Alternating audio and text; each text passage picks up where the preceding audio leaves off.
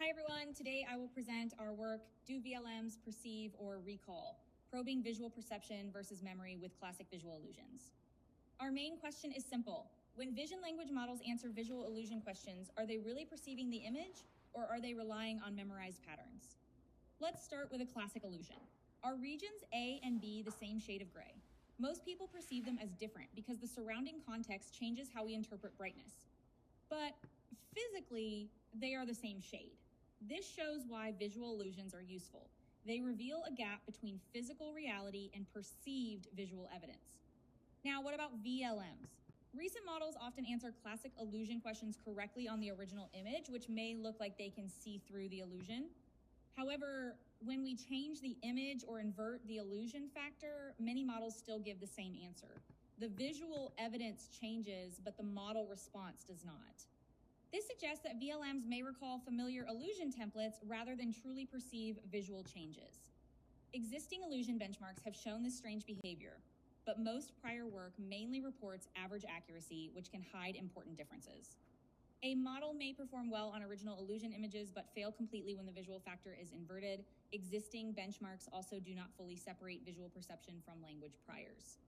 This motivates our framework, VI-Probe. VI-Probe is a controllable visual illusion framework. We cover size and length, brightness and color, and orientation illusions.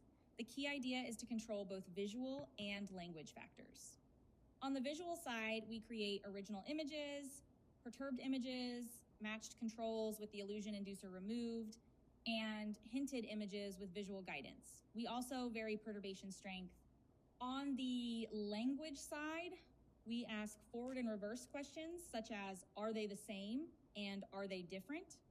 And test instruction prompts. Our first analysis studies opposite questions. For the same image, a reliable model should give opposite answers to same and different. We decompose responses into 3 cases. PFA, where both answers are correct, CBW, where answers are logically consistent but visually wrong, and TFI, where the model repeats the same answer even when question polarity changes.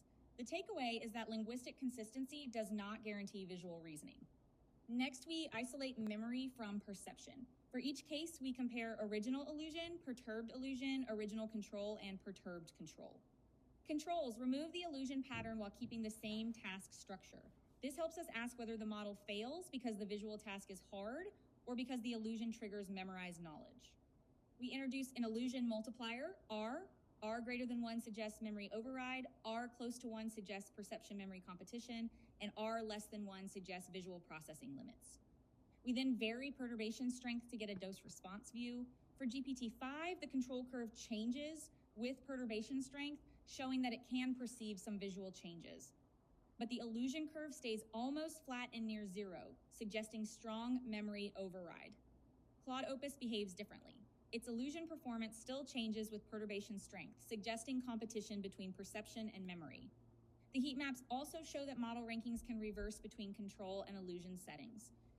We also break down the illusion effect by category and model family. A larger gap means the model can solve the control case but fails when the illusion context is added. OpenAI models show the largest gaps, especially for size and orientation illusions. Anthropic and Google show more moderate but different category profiles. Quinn has smaller gaps, but this may partly reflect weaker baseline visual processing rather than true robustness. Finally, we test simple interventions. Visual hints often improve performance on original images, but hurt performance on perturbed images because they may reinforce the memorized illusion template. System prompts asking the model to ignore prior knowledge can improve perturbed accuracy, but often reduce original accuracy. This suggests current VLMs do not smoothly balance perception and memory. To conclude, VI-Probe shows that VLM failures on visual illusions are not caused by a single mechanism. Some models show memory override, some show perception memory competition, and others show visual processing limits. Future VLM evaluations should go beyond average accuracy. We need controlled perturbations, matched controls, and consistency-based metrics to understand whether models truly see the image or merely recall familiar patterns. Thank you.